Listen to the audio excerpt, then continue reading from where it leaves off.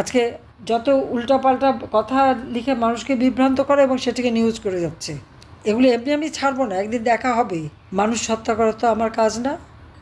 তাই যদি হতো তো আমার বাবা মা ভাইদের যারা হত্যা করেছে তাদেরকে আমি বিচার করতাম না, তাদেরকে খুন করতাম।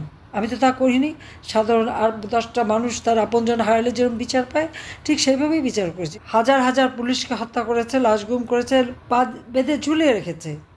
আর পুলিশকে হত্যা করবে, আওয়ামী লীগ নেতাকর্মী হত্যা করবে, পা বেঁধে ঝুলিয়ে রাখবে, আর তাদের উদ্ধার করতে যাবে না। আর উদ্ধার করতে গেলে যদি কিছু হয় তার জন্য দায়ী কে? যারা উদ্ধার করতে যায় বা যারা নিজেদের আত্মরক্ষা করতে চায় তারা তো দায়ী না। যারা আক্রমণকারী বা যারা নির্যাতনকারী তারাই দায়ী। কিন্তু আমাদের দেশে হচ্ছে উল্টো ঘটনা। যারা আক্রমণ করে, নির্যাতন করে, তাদের কিছু বলা হয় না। নির্যাতিতদের নিয়ে জেলে ঢোকানো হয়, মামলা দেওয়া হয়, তাদের উপর অত্যাচার করে, আর মারা গেলে তো লাশ ঝুলে পচে পচে যাবে, সেইভাবেই তাদের রাখা হয়। ক্ষমতা আসার পর থেকেই মনে হচ্ছে আওয়ামী লীগ সবচেয়ে বড় শত্রু। কেন আওয়ামী লীগ হবে? আর আমার নামে নানা রকম মিথ্যা বয়ান দিয়ে যাচ্ছে।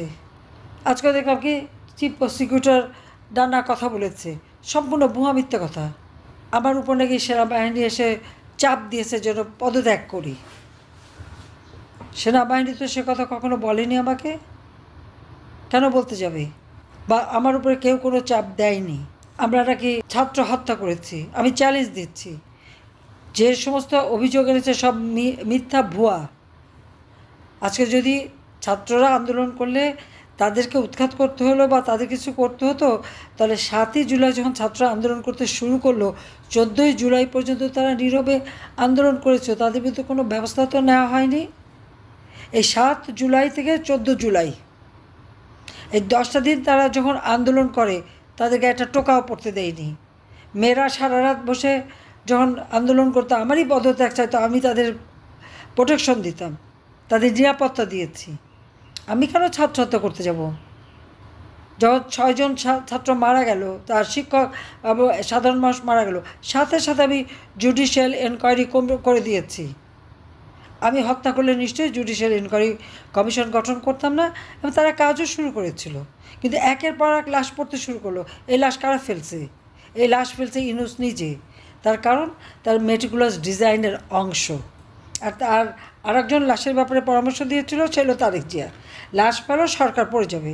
যখন এরকম একটা পর একটা লাশ পড়লো, এবং যে সমস্ত যারা আমাদের এই ছাত্রলীগের ছেলে পেলে, আওয়ামী লীগের ছেলে মানুষ, তাদেরকে হত্যা করেছে, যে সমস্ত ঘটনা ঘটেছে, সাথে সাথে আমরা তার ব্যবস্থা নিয়েছি। প্রত্যেকটা আহতকে চিকিৎসা ব্যবস্থা কে করেছে? আমি করেছি।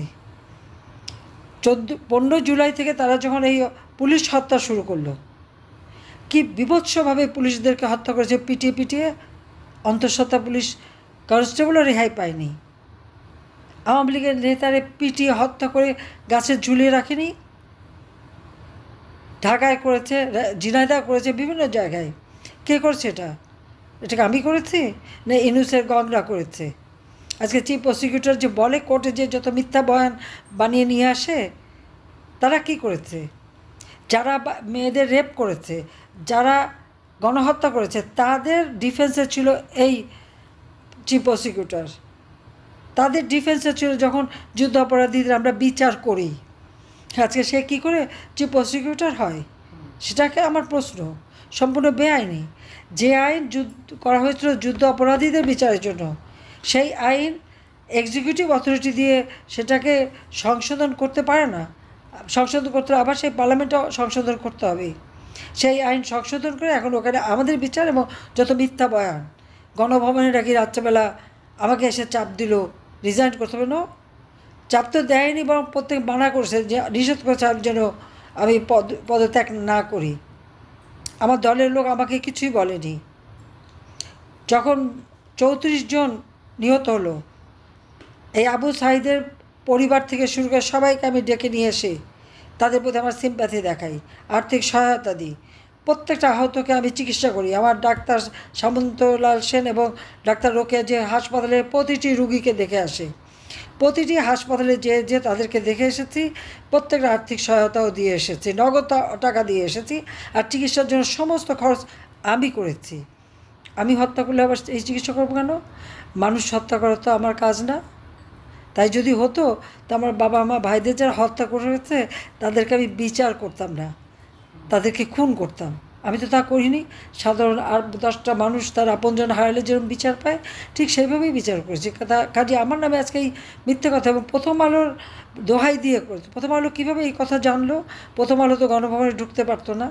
ডেইলি স্টার প্রথম আলো দালালি করে দেখে কোনোদিন আমি তাদের সাথে আর কথা, কারণ 2007 সালে যখন ইউনুসের সাথে দল করতে গেল, কিংস পার্টি বানাতে গেল, তখন থেকে তাদেরকে আমি দূরে সরিয়ে রেখেছি। তা এইরকম মিথ্যা বয়ান দিয়ে আমার নামে নানা কথা সে বলে বেড়াচ্ছে, যেখানে চিফ প্রসিকিউটর বিচার হবে, কোর্টে উঠবে, আর সেখানে আগেই সে সব বলে ফেলে দিচ্ছে। সমস্ত বানোয়াট করে 8 মাস ধরে খালি এগুলি তৈরি করলো। সাক্ষীর জন্য ট্রেনিং, কোথায় কোথায় ট্রেনিং দিয়েছে তাও আমার জানা আছে। এগুলি এমনি আমি ছাড়বো না, একদিন দেখা হবে। যা আজকে যে ক্ষমতায় বসে আছে যা খুশি তাই বলতে পারে, কিন্তু যে বয়ান সে দিয়েছে সম্পূর্ণ ভুয়া, মিথ্যা। কারণ আমি সেদিনও প্রতিদিন রাত্রে মিটিং করেছি সকলের সাথে, প্রত্যেকের সাথে আমার মিটিং হয়েছে যে কীভাবে এদের বিরত করবো। এদের যদি আমাকে উৎখাত করতে হলো ছাত্রদের, তো 7 তারিখে যখন বসে তখন 8 তারিখেই তো যেমন ইউনুস করতেছে। এখন একজন আন্দোলন করতে গেলেই টিয়ার গ্যাস মারে, গরম পানি মারে, সাউন্ড গ্রেনেড মারে, গুলি করে, 2-4টা লাশ ফেলে আন্দোলন ঠান্ডা করে দিচ্ছে।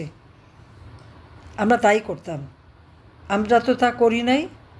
উল্টো আরও আমি আইজিপি আমাদের পুলিশ কমিশনারকে বলছি ছাত্রদের গায়ে যেন কোনো কিছু না লাগে, ওরা আন্দোলন করতে দাও। আমরা তো দিনের পর দিন আন্দোলন করেছি আইয়ুব খানের বিরুদ্ধে, এআই খানের বিরুদ্ধে, জিয়ার বিরুদ্ধে, এরশাদের বিরুদ্ধে, খালেদা জিয়ার বিরুদ্ধে দিনের পর দিন আইন করে আমরা আন্দোলন করেই তো দেশে গণতন্ত্র ফিরে এনেছি। আর এই ছাত্ররা যখন আন্দোলন করেছে তখনও তো তাদের সাথে আলোচনা হয়েছে, তাদের বাবা মা এসেছে, মুচলেখা দিয়েছে, তারা আর কিছু করবে না বলে কথা দিয়ে গেছে, যেই আবার বেইমানি করেছে অমনি 1 দফা দাবি, সমস্ত দাবি মেনে নেওয়ার পরে আমরা তাদের থেকে উৎখাত করতে যাইনি। তারাই তো মেট্রো রেলে আগুন দিয়েছে, পুলিশ হত্যা করেছে, নিজেরাই তো বলেছে যে মেট্রো রেলে আগুন না দিলে, পুলিশ হত্যা না করলে নাকি তাদের আন্দোলন সফল হতো না, বিপ্লব সফল হতো না। কিসের বিপ্লব? মুষ্টিমেয় লোকের কাছে অস্ত্র তুলে দিয়ে ওই টোকাইদের ভাড়া করা, কিশোর গ্যাং ভাড়া করা, ওই বিহারি ক্যাম্পের লোকদের ভাড়া করা, কিছু অন্য ছাত্রদের টাকা দিয়ে ভাড়া করে নিয়ে এসে অস্ত্র দিয়ে, ওটা কোনো বিপ্লব হয় না। কোনো নীতি নাই, আদর্শ নাই, লক্ষ্য নাই। একটাই লক্ষ্য, শেখ হাসিনার ক্ষমতা থেকে সরাও। কেন? দেশ বিক্রি করতে পারছে না, বঙ্গোপসাগরের অধিকার কাউকে দিচ্ছি না, আবার পার্বত্য চট্টগ্রামের অংশ, কক্সবাজার অংশ কারো হাতে তুলে দিচ্ছি না। এটাই তো আমার অপরাধ ছিল। এটা তো আজকে স্পষ্ট হয়ে গেছে। ক্ষণিকের জন্য মানুষ বিভ্রান্ত হয়েছিল, এখন তো মানুষ টের পাচ্ছে যে দেশটা আমি কোথায় নিয়ে গিয়েছিলাম, সবাই কত সম্মানের সাথে ছিল, শান্তিতে ছিল, এখন কি অবস্থায় আছে। আর চিফ প্রসিকিউটর বলে সে নিজেই তো অপরাধী, তারই তো বিচার হবে, কারণ সে তো ঘোরতর অন্যায় এবং অনিয়ম করে যাচ্ছে। সে তো যুদ্ধ অপরাধীদের সাথে ছিল, যারা রেপ করেছে তাদের সাথে ছিল। আর এই রাজাকারদের মুক্তি দিয়েছে, মানবতা লঙ্ঘনকারীকে মুক্তি দিয়েছে, নিজে একের পর এক মানবতা লঙ্ঘন করে যাচ্ছে, এবং জঙ্গিদের নিয়ে সে মদত দিচ্ছে। জঙ্গিদের সব জেলখানা থেকে ছেড়ে দিয়ে আজকে সে সমাজের বিভিন্ন জায়গায়, প্রত্যেকটা ইউনিভার্সিটিতে, প্রত্যেকটা প্রতিষ্ঠানে এই জঙ্গিদের বসিয়েছে ক্ষমতায়। এখানে কোনো মানুষের কোনো কাজ করার কোনো সুযোগ নাই।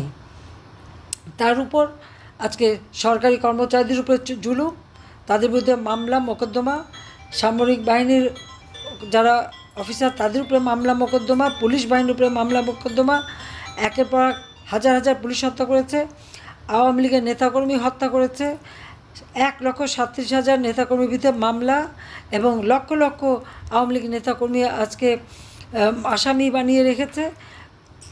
কথা বলার কোনো অধিকার নাই। সাংবাদিক হত্যা, পুলিশ হত্যা, সাংস্কৃতিক কর্মী হত্যা, আইনজীবী হত্যা, একের পর হত্যাকাণ্ড এবং জুলুম অত্যাচার, প্রকাশ্য দিবালোকে চাপাতি, কুড়াল, অস্ত্র শস্ত্র নিয়ে তারা মানুষকে তো একেবারে জীবন নিয়ে খেলছে।